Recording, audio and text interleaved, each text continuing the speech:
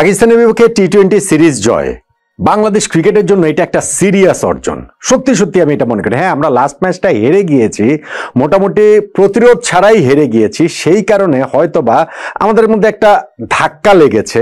আমাদের শেষটা যেহেতু ভালো হয়নি, সেই কারণে এই সিরিজ জয়টা আমরা সেইভাবে উদযাপন করতে একটু বাধো লাগছে। কিন্তু সত্যিকার অর্থে যদি দেখেন, তাহলে যেই পাকিস্তানের বিপক্ষে এর আগে আমরা 22টা টি-20 ম্যাচের মধ্যে 19টাতেই হেরেছিলাম, 3 জয়ের মধ্যেও একটা আসলে এশিয়ান গেমসে বেসিক্যালি আমরা 2টা জয় পেয়েছিলাম, সেই 2015 এবং 2016 সালে।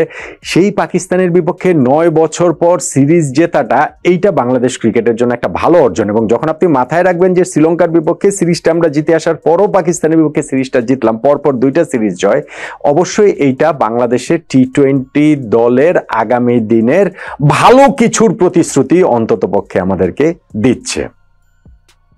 বাংলাদেশের খেলোয়াড়রা লাস্ট ম্যাচটা হেরে যাওয়ার পরও ট্রফি নিয়ে যে উদযাপনটা করেছে ওই ঝুম বৃষ্টির মধ্যে, তারপরে তারা যেভাবে ওই যে মাঠে ডাইভ দিয়েছে সেই ছোটবেলায় ফিরে যাওয়ার মতো বৃষ্টি দেখে, এগুলো দেখতে আসলে ভাই আমার কাছে ভালো লেগেছে। বাংলাদেশ ম্যাচ হেরেছে, ঠিক আছে, সেটা তো রয়েছে, সেটা তো আলোচনা হচ্ছে, আলোচনা করব, টিমও তাদের কাটাছেড়া করবে তাদের মতো করে, কিন্তু ওই একটা বড় বিজয় পাওয়ার পর সেইটা আসলে সেলিব্রেট করাটাও খুব গুরুত্বপূর্ণ। এবং আমি মনে করি যে বাংলাদেশ টিম লাস্ট ম্যাচ হেরে যাওয়া সত্ত্বেও সিরিজ জয়টা যেভাবে সেলিব্রেট করেছে সেটা আমি অ্যাপ্রিসিয়েট করি এবং আমি মনে করি যে সেটা যথার্থ।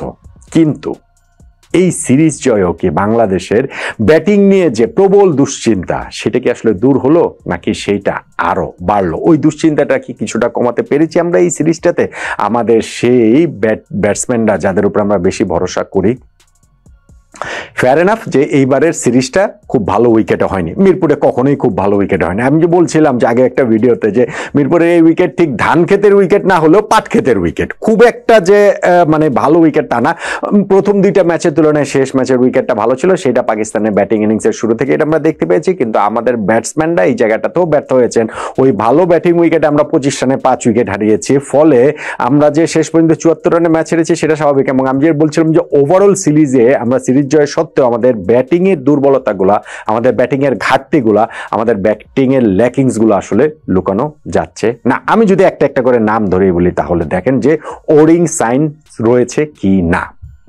লিটন দাস লাস্ট সিরিজটা শ্রীলঙ্কার বিপক্ষে, যেখানে আমরা সিরিজ জিতিনি শুধু, আমাদের লিটন দাস সেখানে প্লেয়ার অফ দ্য সিরিজ পর্যন্ত নির্বাচিত হয়েছেন।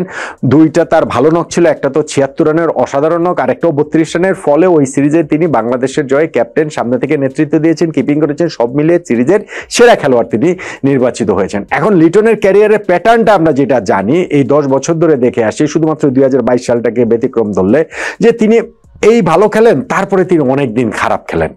সেই সাইনটা কিন্তু আমরা দেখতে পেয়েছি লাস্ট সিরিজটাতে। যিনি প্লেয়ার অফ দ্য ম্যাচ হয়েছেন, তিনি এই সিরিজের 3 ম্যাচ মিলিয়ে করেছেন মাত্র 17 রান। প্রথম ম্যাচটাতে, দ্বিতীয় ম্যাচটাতে, তৃতীয় ম্যাচটাতে কোনো ম্যাচে তার ব্যাট হাসেনি। 3 ম্যাচে লিটন করেছেন 1 রান, 8 রান, 8 রান, এবং আউটগুলো হয়েছেন লিটনের মতোই ক্যাজুয়াল, একেবারেই মানে সফট ডিসমিসাল যেটাকে বলা যায়। ফলে আমাদের এই জায়গাটাতে একটুখানি ভীত হওয়ার যথেষ্ট কারণ রয়েছে যে লিটনের ক্যারিয়ারটা আমরা যদি ফলো করি, এবং আমি যেটা বললাম যে বারবার সেই জিনিসটাই আবার ফেরত আসছে কি না।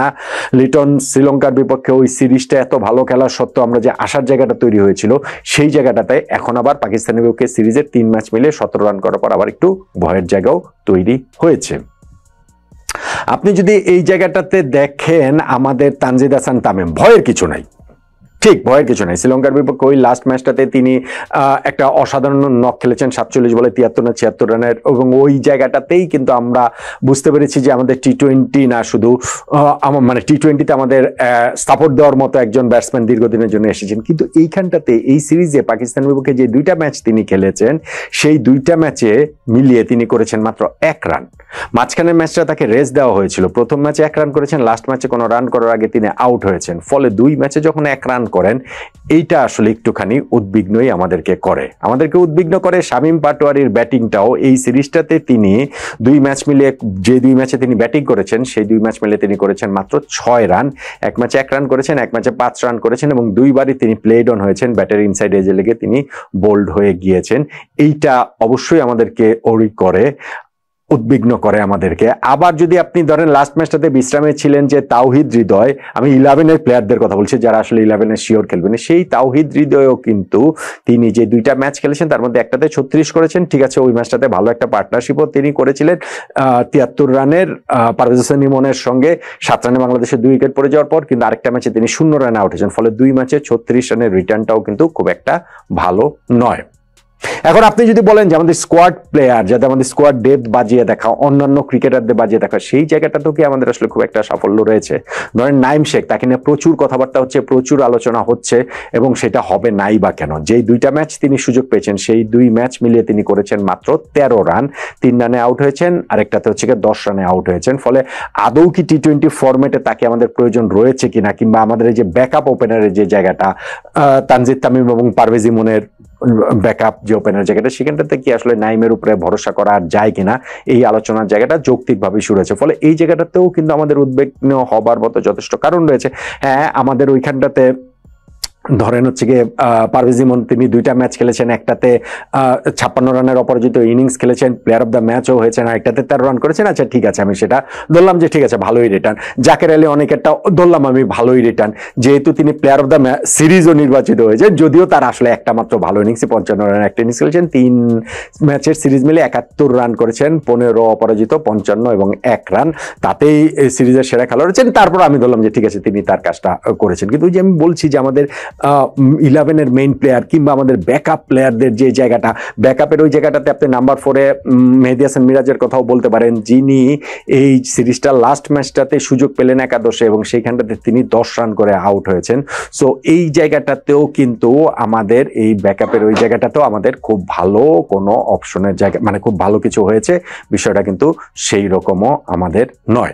তাহলে আপনি চিন্তা করে দেখেন, পাকিস্তানের বিপক্ষে আমরা সিরিজ জিতে, সেটা আমাদের ক্রিকেটের জন্য একটা বড় অর্জন, নিঃসন্দেহে খুব বড় অর্জন। কিন্তু এই জায়গাটাতে আমাদের ব্যাটিং এর উদ্বেগগুলা, ব্যাটিং এর যে আমাদের দুশ্চিন্তার জায়গাগুলা, সেগুলো কিন্তু আসলে থেকেই যাচ্ছে।